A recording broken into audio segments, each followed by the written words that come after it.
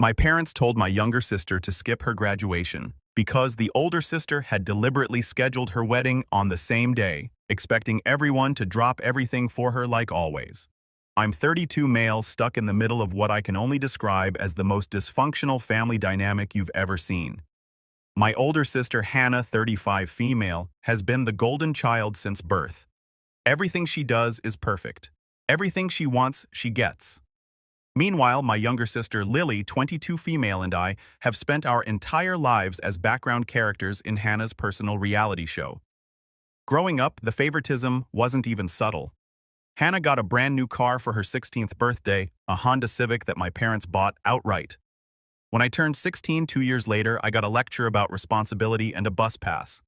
Lily didn't even get the lecture, she just got ignored. Hannah's bedroom growing up was basically a suite. She had the master bedroom on the second floor with her own bathroom, a walk-in closet, and enough space for a desk bed and sitting area. My room was a converted storage space that still smelled like mothballs. Lily got the smallest bedroom in the house, barely big enough for a twin bed and dresser. Christmas was always the Hannah show. She'd get the latest electronics designer clothes, whatever she'd been hinting at for months. One year, she got a MacBook Pro, an iPhone, and a trip to New York for her birthday. I got a $50 gift card to Target and socks. Lily got a sweater from Goodwill that still had the thrift store tag on it. The pattern was so consistent, it became a family joke. Except nobody was laughing except Hannah. Every Christmas morning followed the same script.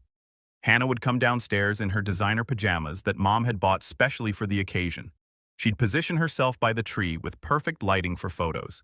Mom would document every gift opening like it was a historical event.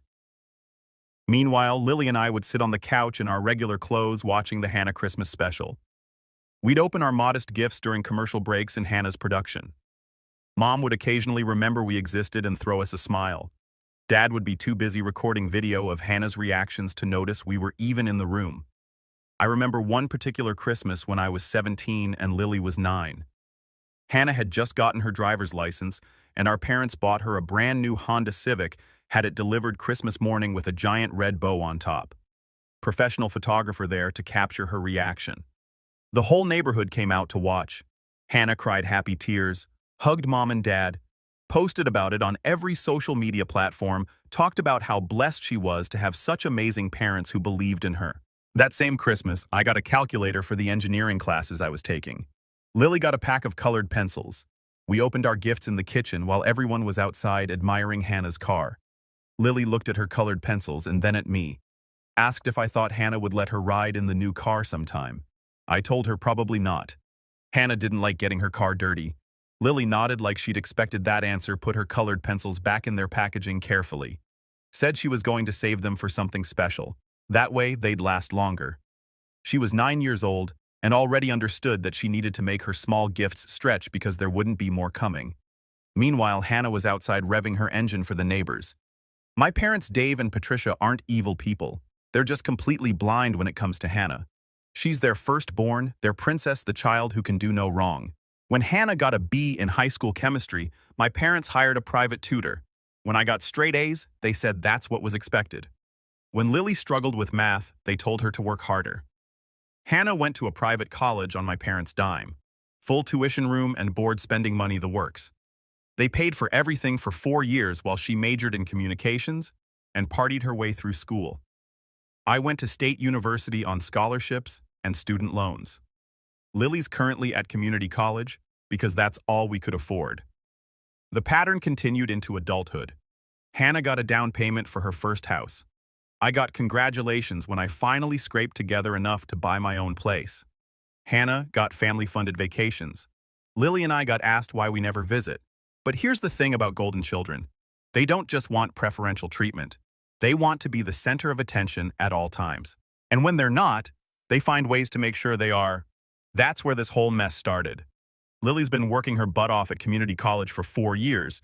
She started late because she had to work full-time to save money first. Took night classes, weekend classes, whatever fit around her schedule at the warehouse where she works, inventory management. No help from our parents, no financial support, just pure determination. She maintained a 3.8 GPA while working 40 hours a week and dealing with a family that barely acknowledged her existence. Her graduation was set for May 15th. She'd been planning for this day since she enrolled, bought her cap and gown months in advance, invited everyone in the family, sent formal invitations with RSVP cards because she wanted to do it right. This was her moment, her achievement, her day to finally be recognized. The invitations went out in January. Everyone RSVP'd, yes. Mom and Dad said they were proud. Hannah even sent a text saying she wouldn't miss it. Everything was set. Then in March, Hannah announced her engagement to her boyfriend Brandon. He's a decent guy, honestly works in insurance, pretty quiet, seems to genuinely care about Hannah. They'd been dating for 2 years, and nobody was surprised when he proposed. The family dinner where she announced the engagement was peak Hannah. She made Mom close the restaurant so we could have a private celebration. Brought a professional photographer to document the announcement. Had a slideshow prepared with photos of her and Brandon set to romantic music. The whole production probably cost more than Lily's entire tuition. The restaurant was this upscale Italian place that Mom loved. Hannah had reserved the entire back room. When we arrived, there were flowers on every table, candles everywhere, a champagne fountain in the corner. She'd even hired a violinist to play during dinner. Brandon looked uncomfortable with the whole production. He's a quiet guy who probably would have been happy with a simple family dinner. But Hannah had other plans. This was her moment, and she was going to milk it for everything it was worth. We sat through a 3-course meal while Hannah dropped hints about a big announcement. She kept touching her left hand, making sure we all noticed the ring before she officially revealed it. Building suspense like this was the season finale of her reality show. Lily sat next to me picking at her pasta. She'd just come from a shift at the warehouse and looked exhausted, still wearing her work clothes because she didn't have time to change. Meanwhile, Hannah was in a designer dress that probably cost more than Lily made in a month. After dessert, Hannah stood up, tapped her glass with a fork like we were at a wedding reception. The photographer positioned himself for the perfect angle. The violinist started playing something romantic. Hannah gave this whole speech about love and destiny and finding her soulmate, about how Brandon had proposed at sunset on a beach in California during a weekend getaway, about how perfect everything was, about how blessed she felt. Then she showed us the ring. Giant diamond had to be at least 2 carats. The thing practically needed its own zip code. Everyone congratulated her. Mom cried happy tears. Dad gave Brandon the approving father speech. I said congratulations and meant it because I actually liked Brandon. Lily hugged Hannah and seemed genuinely happy for her. That's when Hannah dropped her bomb. She announced the wedding date May 15th, the exact same day as Lily's graduation. The table went silent. Lily's face fell. She looked like someone had slapped her. I saw the exact moment her heart broke watching our older sister deliberately choose to overshadow the one accomplishment Lily had ever been proud of. Hannah noticed the silence and did this little laugh. Said it was the only date the venue had available, and they'd gotten such a good deal. The place was usually booked 2 years out, but they had a cancellation. It was fate, meant to be. I looked at Lily. She was staring at her plate, fighting tears. 4 years of work, 4 years of sacrifice, and Hannah was about to make it disappear. Mom immediately started planning mode, talking about dresses and flowers and venues. Dad asked about the guest list. Nobody mentioned Lily's graduation. Not one person except me. I asked Hannah if she realized that was Lily's graduation day. She did this dismissive wave and said Lily would understand. Graduations happen every year, but weddings are once in a lifetime. Besides, the ceremony was only an hour. Lily could just skip the reception. Lily stood up from the table, said she needed to use the restroom. I saw her grab her purse. She wasn't coming back. I found her in the parking lot, sitting in her car, crying. Not dramatic sobbing, just quiet tears running down her face while she stared at the steering wheel. She said she was fine, that Hannah was right. Weddings are more important. She'd just skip her graduation ceremony. It's not like anyone would notice if she wasn't there anyway. That's what broke me. Not anger, just this cold, clear realization that I was done watching our family treat Lily like she didn't matter. I told Lily not to skip anything, that her graduation was important, and she'd earned it, that she was going to walk across that stage and get her degree while our family cheered for her. She gave me this sad smile, said I was sweet, but we both knew that wasn't going to happen. Hannah's wedding was the priority now. It always was. I told her to trust me that I'd handle it. She didn't believe me. I didn't blame her, but I meant every word. The next morning, I started making calls. Started with Aunt Robin, Dad's sister. She's always been this reasonable one in the family, the one who calls out nonsense when she sees it. She'd noticed the favoritism over the years and had tried to balance it by paying extra attention to Lily and me during family gatherings. I laid out the situation, told her about Lily's graduation, about Hannah's wedding date, about how Lily was planning to skip her own ceremony because nobody in the family seemed to care. Robin was quiet for a moment. Then she said some words I won't repeat about Hannah's sense of entitlement. She asked what I needed from her. I needed her to talk to the extended family to make sure they understood what was really happening. That this wasn't just a scheduling conflict. This was deliberate. Robin said she'd handle it, that she had some phone calls to make. Next was Uncle Frank, Mom's brother. He's a straight shooter, runs his own business, and doesn't tolerate nonsense from anyone. He'd always treated all three of us the same, which made him my favorite uncle growing up. I called him that afternoon, explained the situation. His response was immediate and harsh. Said it was disrespectful and that Hannah should know better, that he'd be having words with my parents about their priorities. I told him I wasn't looking to start family drama. I just wanted to make sure people understood what they were choosing between. He got it. Said he'd make sure the family knew this wasn't just about a date conflict. Over the next 2 weeks, I had similar conversations with cousins, second cousins, family friends. Never told them not to go to Hannah's wedding, just made sure they understood the full picture. That Lily had worked 4 years for this moment. That she'd sent invitations 6 months ago. That everyone had RSVP'd to her graduation before Hannah even got engaged.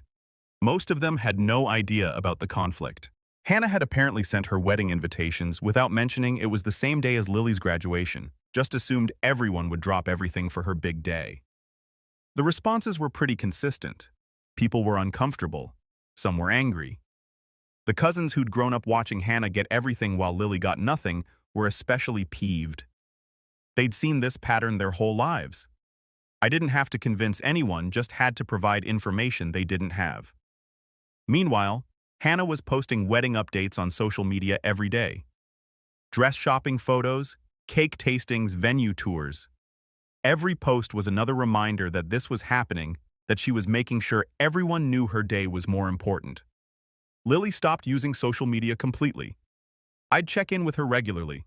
She was going through the motions at work and school, but the light had gone out of her eyes. She'd mention the graduation sometimes, then correct herself and say the wedding, like she'd already given up her own day. 3 weeks before May 15th, the RSVPs started changing. Aunt Robin was the first. She called Mom and explained she wouldn't be attending Hannah's wedding, that she'd already committed to Lily's graduation and wouldn't be changing plans. When Mom tried to argue that family should support Hannah on her special day, Robin pointed out that the same logic applied to Lily. Mom apparently got upset, said Robin was being selfish in ruining Hannah's wedding. Robin's response was that if one absent guest could ruin the wedding, maybe Hannah should reconsider her priorities. Uncle Frank called next. Same message. He'd be at Lily's graduation as planned. When Dad tried the guilt trip about family loyalty, Frank mentioned that loyalty works both ways, that Lily deserved the same support they'd always given Hannah. Then the cousins started calling one by one, all with the same message. They'd be attending Lily's graduation.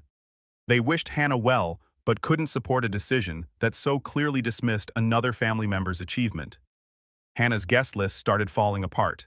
The extended family had all chosen Lily's graduation. Aunts, uncles, cousins, even some family friends who'd known all three of us growing up. They weren't being mean about it, just firm. They'd already committed to Lily's graduation and weren't changing plans. Hannah called me 4 days before the wedding. She was crying, asked what I'd done. Why was everyone abandoning her on the most important day of her life? The call came at midnight. I was already in bed, but answered because I knew this confrontation was coming. Had been waiting for it, honestly. Her voice was wrecked from crying. She could barely get words out between sobs. Started talking about how her dream wedding was falling apart, how she'd planned everything perfectly, and now it was ruined. How could people do this to her? I let her talk for a few minutes. Let her get it all out, the self-pity, the victimhood, the complete lack of self-awareness about what she'd done. When she finally paused for breath, I asked if she'd considered that graduation might be the most important day of Lily's life, that she'd worked 4 years for this moment, while Hannah had planned her wedding in 2 months. She said I was being cruel, that I'd turned the family against her, that I'd ruined her wedding out of jealousy. The accusation almost made me laugh. Jealous of what? Her unearned privileges, her complete inability to see anyone's perspective but her own, her desperate need to be the center of attention, even when it meant crushing other people. I told her I hadn't turned anyone against her. I just made sure people had all the information that they knew. Both events were happening on the same day, that they could make informed choices about which one mattered more to them. She screamed that weddings were more important than graduations, that everyone knew, that I was sabotaging her happiness because I couldn't stand seeing her succeed. Her voice got louder with each accusation. I could hear Brandon in the background telling her to calm down. She screamed at him too, told him he didn't understand what I was doing to her. I let her yell for a few minutes, didn't interrupt, didn't argue, just let her show exactly who she was. The tantrum of someone who'd never been told no in her entire life. Then I asked her a simple question. Did she know it was Lily's graduation day when she picked May 15th? The silence told me everything. She'd known. She'd picked that specific date, knowing it would force the family to choose, knowing that historically, they'd always chosen her. This was supposed to be another reminder that Hannah came first, that Lily didn't matter. Except this time, the family chose differently. Hannah tried a different approach. Begging. Said she'd always been there for me growing up, that siblings should support each other, that she needed me at her wedding. I pointed out that she hadn't been there for me growing up.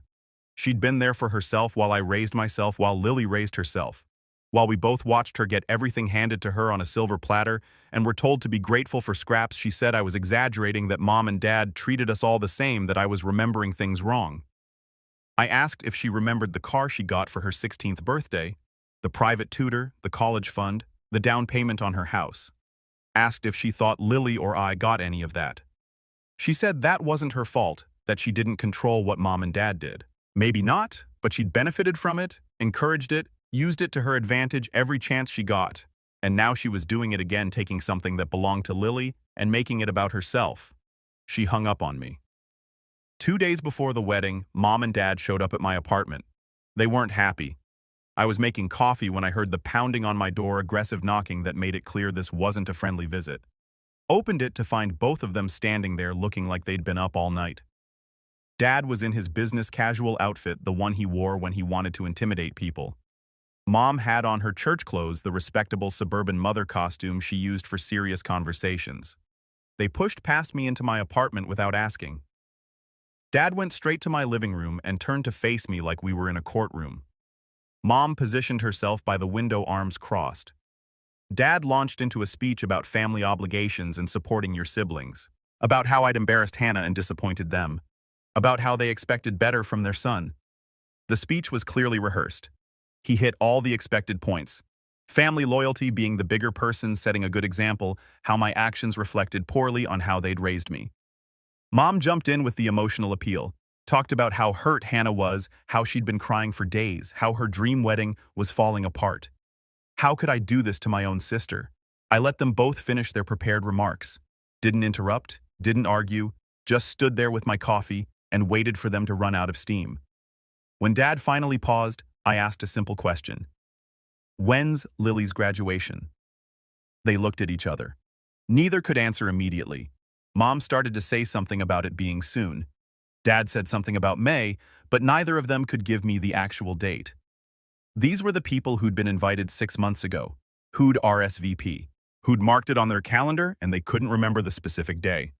I told them the date, May 15th, same day as Hannah's wedding. That Lily had announced it 6 months ago with formal invitations, that they'd promised to be there. Mom jumped in saying the wedding was more important, that graduations happened all the time, that Lily would have other accomplishments to celebrate. I asked what those other accomplishments would be. When would they celebrate Lily? What would she have to achieve to earn the same attention they gave Hannah for just existing? Dad said, I was being disrespectful, that they'd raised me better than this. I disagreed. They'd raised me to watch favoritism in action and keep my mouth shut about it. They'd raised me to accept that Hannah mattered more than Lily or I ever would. They'd raised me to be okay with being invisible as long as the golden child was happy. Mom started crying, said I was breaking her heart, that she'd always loved all her children equally. I asked when they'd last had dinner with just Lily, when they'd last asked about her life without immediately changing the subject to Hannah, when they'd last acknowledged an accomplishment of hers without minimizing it. They couldn't answer any of those questions. Dad shifted tactics, said that even if I wasn't coming to the wedding, I needed to convince the extended family to change their minds. That Hannah's wedding was going to be ruined because of me. That I needed to fix this. I told them I couldn't fix what I hadn't broken. That Hannah had created this situation, that she'd deliberately chosen Lily's graduation day for her wedding, that the family had simply decided they'd supported Hannah enough, and it was Lily's turn. Mom said Lily wouldn't even care if they missed her graduation, that she'd understand family came first. That's what finally made me lose my cool, not yelling, just this cold, clear anger. I told them Lily cried in her car for an hour after Hannah announced the wedding date. That she'd already decided to skip her own graduation because she knew they'd choose Hannah. That she'd spent 4 years working toward this moment and was ready to give it up because she knew she didn't matter to them. Mom looked shocked, said she had no idea Lily was upset. I asked how she could not know. How could she not have noticed that Lily had stopped talking about her graduation after Hannah's announcement? How could she not see that their youngest daughter had given up on ever being important to them? Dad said I was being dramatic, that Lily was fine, that she'd never said anything about being upset. Of course she hadn't, because Lily had learned early that her feelings didn't matter to them, that speaking up only made things worse, that staying quiet and invisible was easier than fighting for attention she'd never get. They left without another word. I didn't hear from them again until the day before the wedding. The day before May 15th, Hannah's wedding planner called her. I only know this because Hannah called me immediately after screaming. Apparently the venue was threatening to cancel. The guest list had dropped from 150 people to 47. Most of those were Brandon's family and friends. From Hannah's side, it was basically just our parents and a few of her college friends who didn't know the context. The venue required a minimum of 100 guests for the package Hannah had booked. With only 47, they couldn't justify the staffing and setup. They offered to move her to a smaller space, but it would mean losing the garden area she'd wanted for photos, the waterfall backdrop, the fancy lighting, everything she'd posted about on social media for months. Hannah was hysterical, blamed me for ruining her wedding, for turning the family against her, for destroying the most important day of her life. I reminded her that she'd tried to destroy the most important day of Lily's life first, that actions have consequences, that people were tired of watching her treat everyone like supporting characters in her story. She said she'd change the date, that she'd move the wedding to a different day, if it meant people would come. I told her it was too late for that, that the damage was done. That even if she changed the date now, people had seen her true priorities. They'd watched her deliberately try to overshadow Lily's achievement. That you can't take back that level of selfishness. She sobbed into the phone, asked what she was supposed to do. The invitations were sent, the vendors were booked. Brandon's family had already traveled in. I suggested she have a smaller wedding, that 47 people who actually cared about her was better than 150 people who showed up out of obligation, that maybe this was an opportunity to learn something about herself. She hung up on me again. May 15th arrived. I woke up early, put on my best suit, picked up Lily from her apartment. She looked beautiful in this blue dress she bought for graduation. She'd done her hair and makeup, put effort into looking nice for a ceremony she thought nobody would attend. The drive to her campus was quiet. She kept fidgeting with her graduation cap. Finally asked if I really thought people would show up. I told her I knew they would. We arrived at the auditorium an hour before the ceremony. Lily had to check in and line up with the other graduates. I went to find seats, and the place was packed, not just with strangers, with our family. Aunt Robin had saved an entire row. Uncle Frank was there with his wife and kids. Cousins I hadn't seen in months. Second cousins who'd driven hours to be their family friends who'd known Lily since she was little. They'd all chosen Lily's graduation. Mom and Dad's seats were empty. I'd expected that. Hannah had managed to guilt them into going to the wedding. They were probably at the venue right now, sitting in a half-empty room pretending everything was fine, but everyone else was there holding signs with Lily's name, ready to cheer when she walked across that stage. The ceremony started. The dean gave a speech about perseverance and achievement, about students who'd worked full-time while pursuing their education, about the dedication it took to earn a degree while managing all of life's other responsibilities. The dean was this older woman who'd been at the college for 30 years. She talked about seeing students overcome incredible obstacles. Single parents working night shifts, people who'd gone back to school after decades away, students who'd faced homelessness or health crises or family emergencies, and still pushed through. She said that graduation was more than just a ceremony. It was a recognition of sacrifice, of early mornings and late nights, of choosing homework over social events, of believing in yourself when everyone else doubted you. I watched Lily in the crowd of graduates. She was in the third row, easy to spot in her blue dress under the graduation gown. She was scanning the audience with this nervous expression, like she was afraid to hope that anyone would actually be there for her. Then she saw our section. Her face changed completely. The nervous expression melted into shock, then joy, then tears. She saw Aunt Robin holding a sign that said, "Proud of you, Lily," in big purple letters. Saw Uncle Frank and his family waving. Saw cousins she'd grown up with but hadn't seen in months all sitting together. Saw the empty seats where Mom and Dad should have been, but also saw all the people who'd chosen to fill other seats instead. I saw her mouth drop open, saw her hand go to her chest, saw her say something to the girl sitting next to her. The girl looked at our section, and then back at Lily with a huge smile, gave her a hug. Lily started crying. Happy tears this time. The kind of tears that come when you realize you're not alone. That people care. That your achievement matters to someone. She kept wiping her eyes during the dean's speech. Kept looking back at our section like she needed to make sure we were still there. That this wasn't a dream.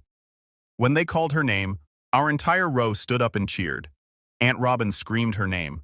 Uncle Frank whistled. The cousins held up their signs.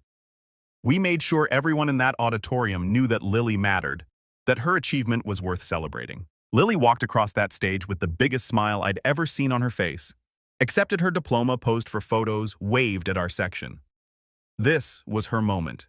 Nobody was taking it away from her. After the ceremony, we had a surprise for her. Robin had coordinated with the cousins to rent a space at a local restaurant. Nothing fancy, just a private room where we could all celebrate together. The restaurant was this family-owned Italian place that Aunt Robin knew the owners of. They'd given us the back room for a few hours. The cousins had decorated it with blue and gold balloons. Someone had made a banner that said, "Congratulations, Lily," in hand-painted letters. When we walked in, Lily stopped in the doorway, looked around at everything, at the decorations at the table, set up with a cake that someone had ordered, at all the family members already gathered and waiting.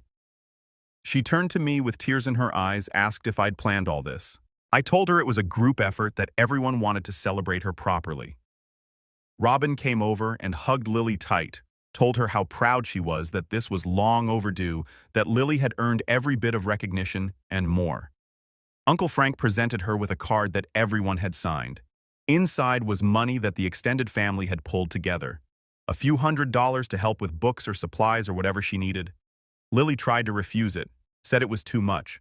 Frank closed her hand around the envelope and told her to stop arguing. That family took care of family the right way. Not the way our parents had been doing it. We'd gotten her gifts. Not expensive ones, just meaningful things. Books for her, major gift cards for supplies, a framed photo of her with all of us that someone had taken at a family reunion years ago. Small things that showed we'd been paying attention to who she was and what she cared about. One of the cousins got her a journal with her name engraved on the cover. Said Lily should document this new chapter of her life, all the good things that were coming. Another cousin got her a professional portfolio folder. Said Lily would need it for job interviews and business meetings, that she was going places and needed to look the part. Each gift came with a little speech. Someone sharing a memory of Lily, talking about something she'd done that had impressed them, or made them laugh, or shown her character.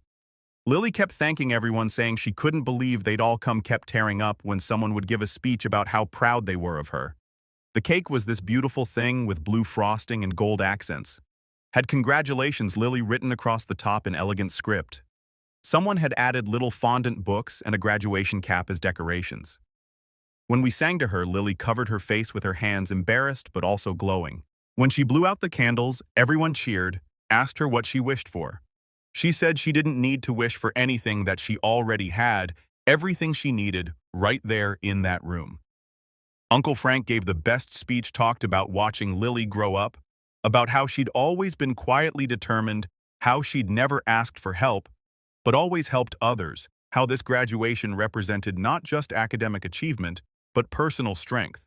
He said, "Some people are born on third base and think they hit a triple." But Lily had started at home plate with one arm tied behind her back and still made it to third base through pure determination. That was worth celebrating.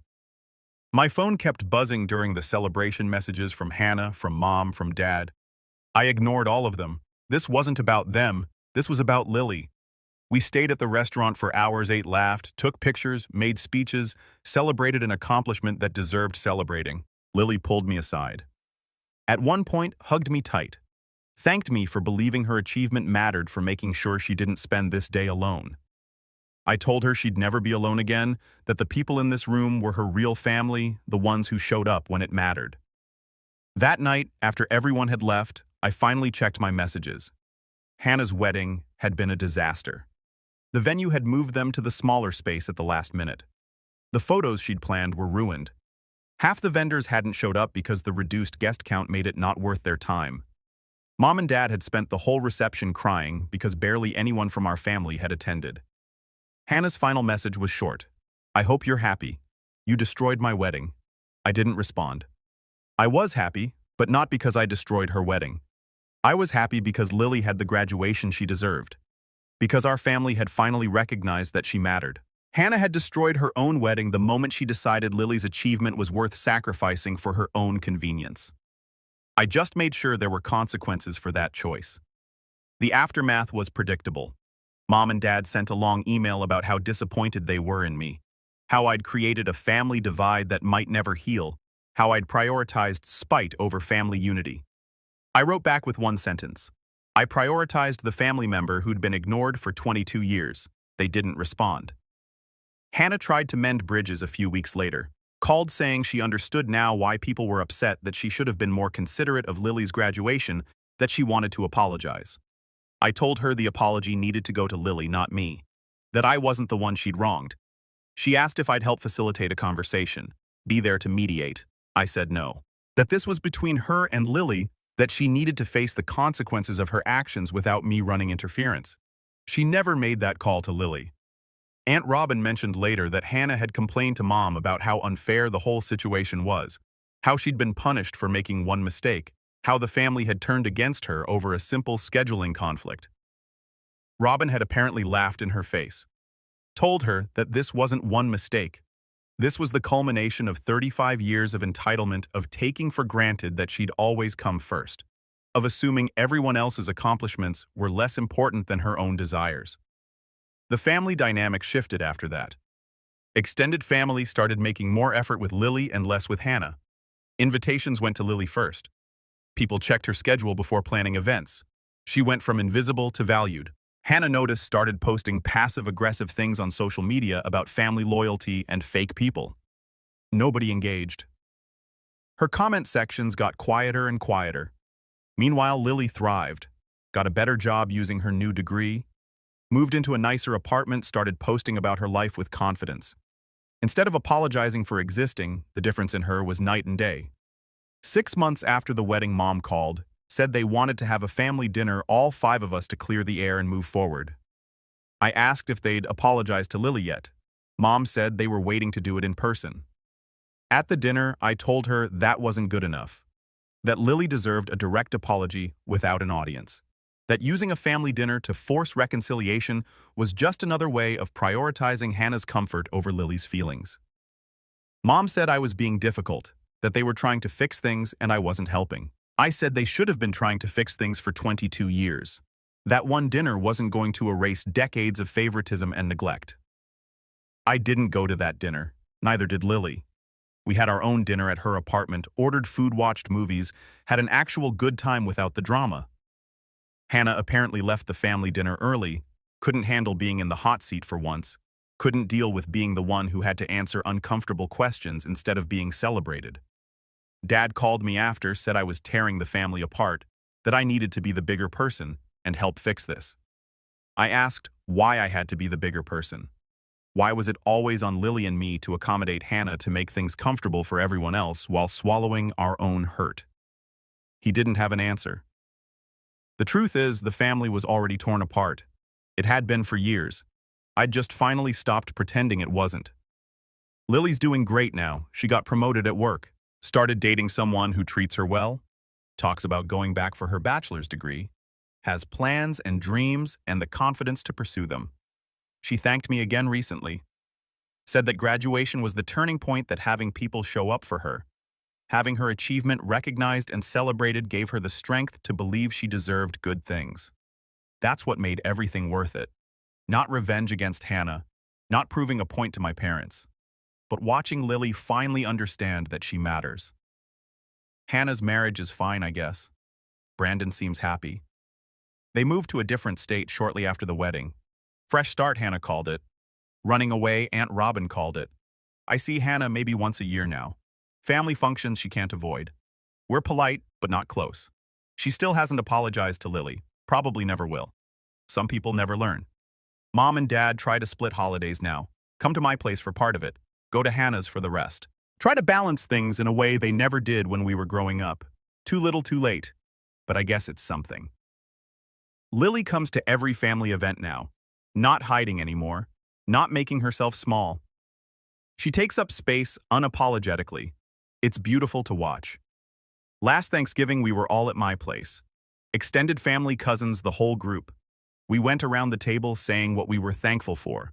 When it was Lily's turn, she said she was thankful for family who showed up when it mattered, who proved that achievement and hard work deserved recognition, who chose to celebrate with her instead of taking the easy path. She didn't look at Mom and Dad when she said it.